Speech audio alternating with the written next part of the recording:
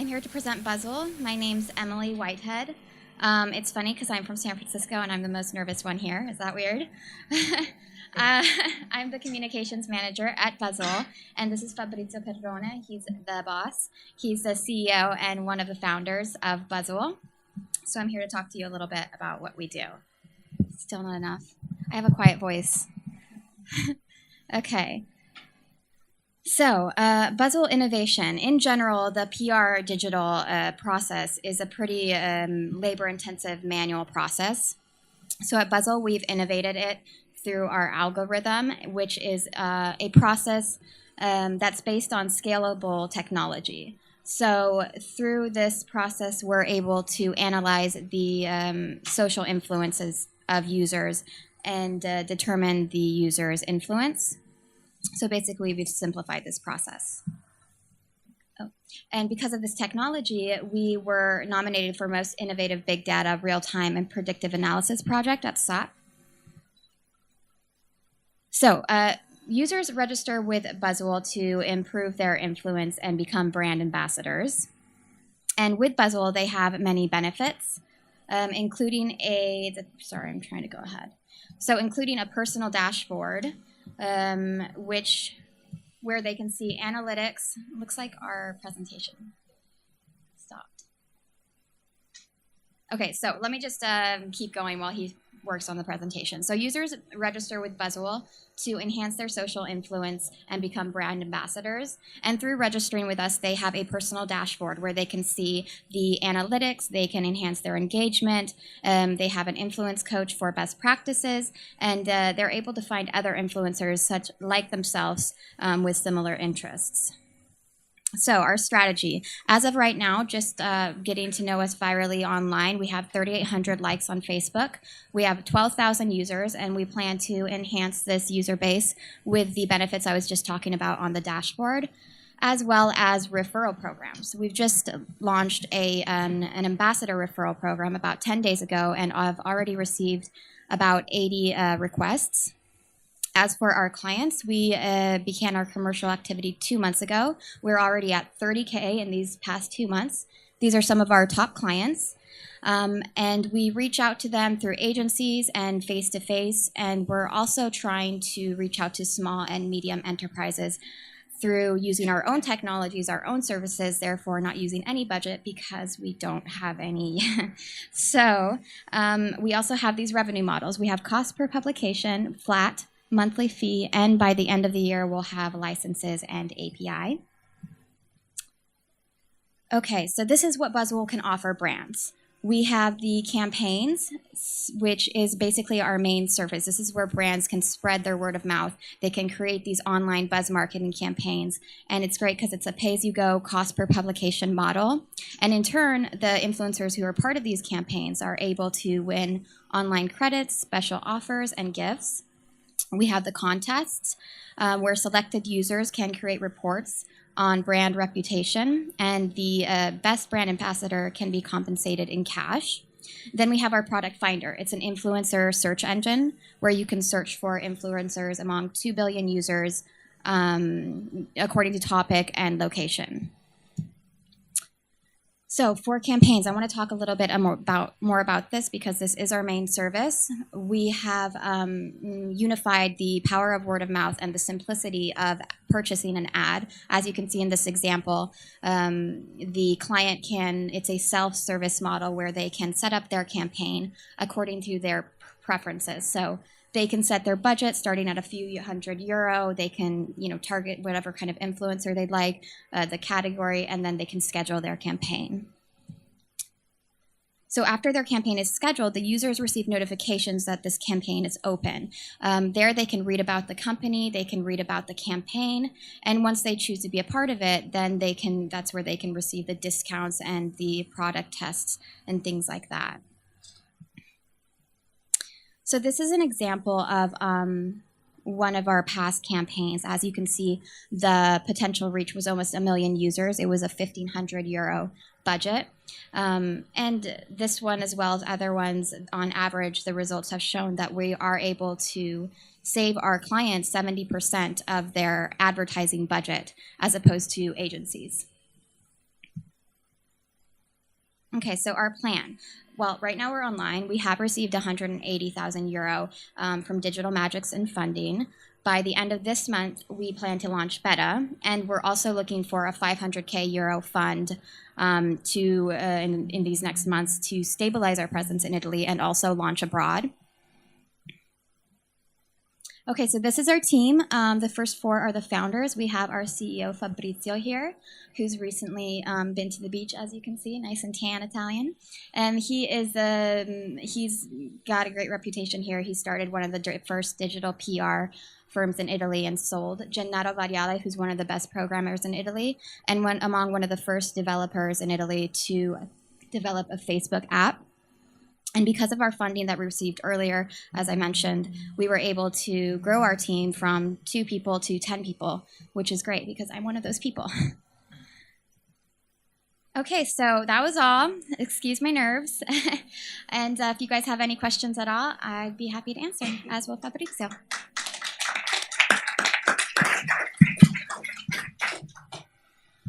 All right. Congrats on your English. It's pretty good.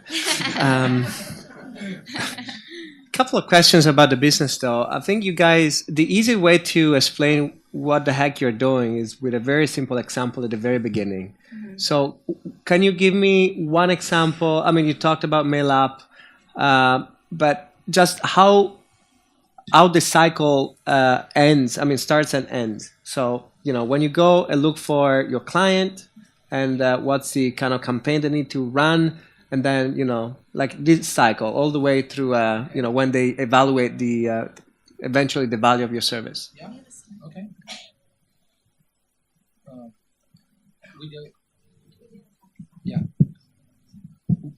With our beta version, the client could schedule the campaign in a self-service model. So he can choose to involve, for example, a potential ambassador that talks about sport, in particular about cycling, in the geographical area of Milan. He can choose to invest a total budget of 500 euro, and he can choose to involve, for example, social media dict on Facebook, Google Plus, and blogs. Okay, let's start one level before. I mean, who's the client? Here is somebody that wants to sell their bicycle. They want to do brand awareness for the bicycle. Okay, all right. The bicycle. So comes to you somewhere. They find you along the way. Yeah. And then they give you a budget for like, for example, we do so involving top client through some agreement we did with the agency in Italy, or with face-to-face, like for example for Ferrero. And for small and medium enterprises, we use our own technology to do like auto campaign, and then we use live demo to explain the product. Then they can schedule their campaign, and then influencers are notified about the presence of a new campaign, and they can be involved on this and receive special offer, discount, experience, or virtual credit. We are also doing a partnership with Amazon to convert the virtual credit in gift card for users. Okay, stop 1 second there. So you added another kind of, a piece of of your ecosystem. So who finds the influencer? Do you find it through your tools, or the client already comes with a subset of potential influencers? That's part of the added value that you have. The clients have the word of mouth, so they pay for the post published. They don't select the influencers. So through the algorithm, we match the target selected with our user base, and then they are notified, and who accept the campaign publish on their social profile, and then the customers can see on the report all the posts published by the influencers. Great. So the influencer for you is somebody in your network that actually accepts to communicate. Yeah. Okay. Yeah. And then we have our product which actually finds influencers. So. Yeah. Cool. So we have 12,000 user, and if you want to find out other influencers that are not in our user base, you can use Finder that can search for influencer by topic and location through 2 billion user, and you can have a report with all their social profile, and you can get in contact directly with them. Okay, clear. All right. Now understand. So again, I think there is you should simplify. You know, I mean, whoever's saying in our world that is less is more, especially at this level. Just try to bring home one easy concept, and then the rest will come further in the conversation. If you try to squeeze too many things, then the end result is that people get kind of confused. The other kind of comment that I had is that you actually have real customers that actually have pretty significant brands. So play with those significantly. So every time, rather than saying a random example, say the real name of the real Ferrero of the world, the real, what else are your clients there? Yeah, This is real. So exactly. Yeah. So what I'm saying is you tend to downplay it. You know, the big difference when you see a company at your stage is, do you have clients or not? Are you already making money or not? I think you mentioned you're making 30,000 euro. Just say, you know, you're being shy or something. We make 30,000 euros the last month. Yeah. Say it again and again. So that would grab people's attention. Okay, so tend to to bring it up more significantly. So what's the plan of next? So the going to market. Go-to-market plan, because the question I want to kind of address is how can you scale this, especially international market? Today is more word of mouth. You said we need to push through online advertising, because we need to reach small and medium enterprises, because we can to reach top clients through, for example, Century Media with Media Center or agencies, but we need to go deeper, and to do this we need budget to invest in advertising to reach small and medium enterprises, or to reach like 100 of web agencies in Italy, and also in the international market. We are dealing with like 10 agencies in the UK, and we are trying to find out an agreement for a partnership in selling Finder, that is already an international product, because we have like 2 billion profiles, so we can sell this like in the US or in Russia or in Japan, and so and then the plan is to establish our presence in Italy by this year, and going international next year, as I have here. Yeah.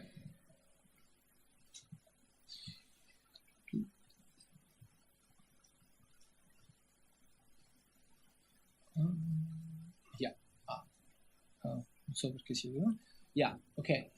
So the plan is to be in Italy in 2014, and go in 3 international markets next year, and in 2016 to reach the US. Okay, so I was about to ask about what next in terms of money. I think the good news is you have revenues, and that sets you apart. It also is a challenge, because now you just raise the bar for the next people putting the money in. So you mentioned you were looking for 500,000, right? Yeah. How long will that last, and what kind of revenues do you think you would get at the point you will need to seek more money? Yeah. With this round, we point to be live until the end of 2015. So and then we look for a new round to go in the US. Okay. Do you have a feeling of, so this money will last until the end of 2015? Yeah. Do you have a feeling of how big would be the next round? Roughly. In this kind of market, I saw many brands that went international that raised like 5, 10, 15 million, and I guess that if we want to follow this way, we should follow this kind of round. Okay. Quickly on my side, still talking about financials and revenue. Can you explain a bit more in detail how you make money? Okay. Let's take the example of MailUp. Okay. This works. So in case of MailUp, they wanted to generate awareness about new data that about the use of email marketing in Italy. And then they ask to search and involve 15 top web tech influencer in Italy. And then they pay in this example 100 euro for each post. And then we reach in a viral way all these results. And when a client schedules, for example, a campaign with us, we offer them an estimated performance model that could, I can find it, and sorry, we offer them, yeah, okay,